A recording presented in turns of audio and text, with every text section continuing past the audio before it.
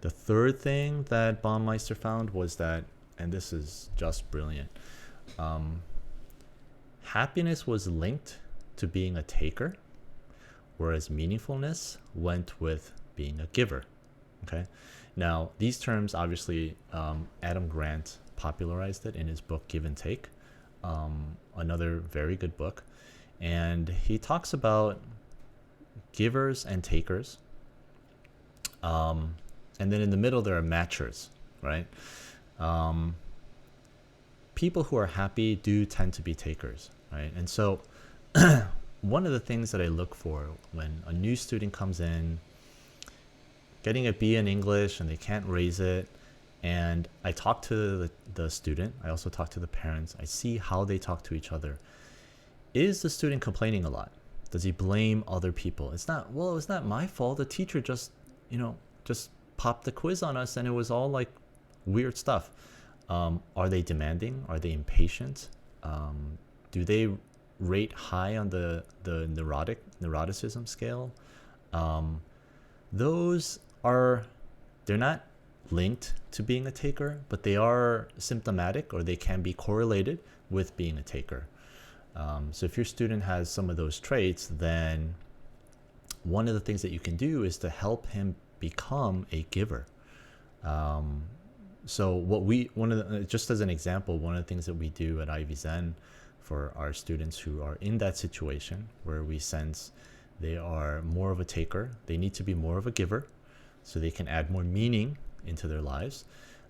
We explain the process to them, tell them, look, here's what's going on. You're a taker, okay? You're a little bit selfish. You need to start thinking about other people, and actually it's going to make you feel better.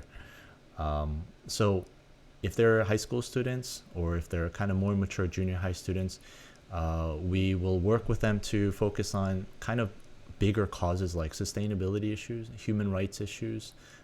Is there something that you really care about? If not, let's find something, let's make something, let's learn about all the injustices and all the crazy bad stuff happening in the world and see if there's something you can do about it. And we work with them to help them focus on the outside world, help them focus on other people's needs. What's a little bit ironic about this is that a lot of parents, especially the dads, I don't know why, moms too, okay, but a lot of parents will think, well, if they spend time doing volunteer work, community service, caring about other people, isn't that going to detract them from their studies? Shouldn't they focus more on their studies? And what they failed, I think that's kind of a knee-jerk response. I think most parents, if they just thought it through, they would see the flaws in that type of thinking. But you can get more studying done when you're highly motivated in 30 minutes than in 4 hours of just sitting at your desk not motivated, right? Everybody knows that. But here's even bigger proof, and this is what I like to tell parents. I'll just put this up, but in Adam Grant's book, one of his most important insights, and this just, I think he introduces the book this way, which is, it's great. It's a great story, kind of a great setup. But he says that givers are losers and takers tend to be more successful than givers. And you're like, okay, I shouldn't be a giver. But then he also says, way on the other end of the spectrum where the most successful people are also givers, right? So the losers are givers and the winners are also givers, and the takers and the matchers are in the middle. And he explains how all that stuff happens. But if you want your child to be wildly successful, they should be a giver anyway. So might as well start now. Help them become a giver.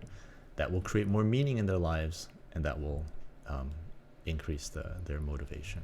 Okay. The next thing that Baumeister finds is that higher levels of worry and stress and anxiety were linked to higher levels of meaningfulness, but also lower levels of happiness. And I'll just briefly talk a little bit about competition. I believe that that competition is not the end all and be all. However, it is a great tool to motivate and develop and mature students. The best explanation I've heard is Jordan Peterson, and I don't remember exactly how he said it, but basically he said, you as parents, you want to use the competitions that students have now when they're students, and don't focus so much on winning, but this is the short-term training. In the short term, it's training for the long-term development that they need to become successful later on. That's what competition is. So to tell students to go out, compete, and win at all costs, yeah, that's not going to help the kid. To tell students don't compete because the pain of losing and failure it's too stressful, that's not helpful either. You have to get your students to compete a lot, have the worrying, the stress, the anxiety, the nervousness, the pain of failure. All that stuff is so good for kids. It's so motivating and adds so much meaning in their lives. Obviously, you have to teach them and nurture them to become good at dealing with failure, good at dealing with winning. There are a lot of pitfalls to winning as well. But this is the stuff where meaning is created, right? Losing a couple times and then winning and then losing again, and then they're right there, they're about to win, but then they lose, and it's tragic and it's painful, and you have to be there and help them deal with it and process it. And they say, okay, I'm going to work even harder and I'm going to try to win next time. That's where you want them to be, right? And whether they win or not, I mean, it doesn't matter, because when they become adults, there are a lot more opportunities and there are a lot more chances. So it's, worry, stress, and anxiety is not a bad thing for kids to have. Okay. And then the last thing that he says is, Baumeister says, concerns with personal identity and self-expression that contributed to meaning, but not to happiness. Okay, so this is a bit more complex, but basically the way you can think about it is, actually, let me give you some examples of what he means. So what exactly do we mean by what are activities where kids can express themselves and think about their personal identity? Things like praying, working, exercising, shopping. These are direct examples from the study. Shopping, talking on the phone, organizing, reading for pleasure, not for school. Those are all activities that were associated with creating more meaning. Okay, they had to do with, these are activities where students work on their personal identity, think about how to express themselves, figure out where, this is me, this is not me.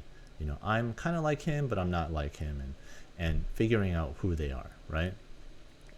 This, again, is a very long-term type of thing. It's not something, you don't develop your identity overnight. And expressing yourself, your true self, as opposed to, yeah, I have my dad's genes, but I'm also very different in this way. That kind of thing doesn't happen overnight. It takes a long time. It takes a lot of dialogue. It takes a lot of reading. It takes a lot of writing, a lot of thinking. And these are things that increase meaning. Once a student figures out one very small but important thing about their lives, like, oh, you know what? Actually, I kind of do like writing. I don't like 18th century writing. All I read was Charles Dickens, and I really hated it. But when I read Hemingway, it was kind of different, and I actually want to start writing like that. Let me try it out. That's the doorway to starting to find and develop motivation to study harder in English and get that A. But that takes a lot of work, right? This is the type of thing that we need to do. It's not going to make them happier. It's not going to make them more comfortable, because there's so much work involved in it. and there's so much introspection. When you do introspection, there's good things you'll find about yourself, and there's also bad things you'll find out about yourself. And so this is a very meaning generative activity.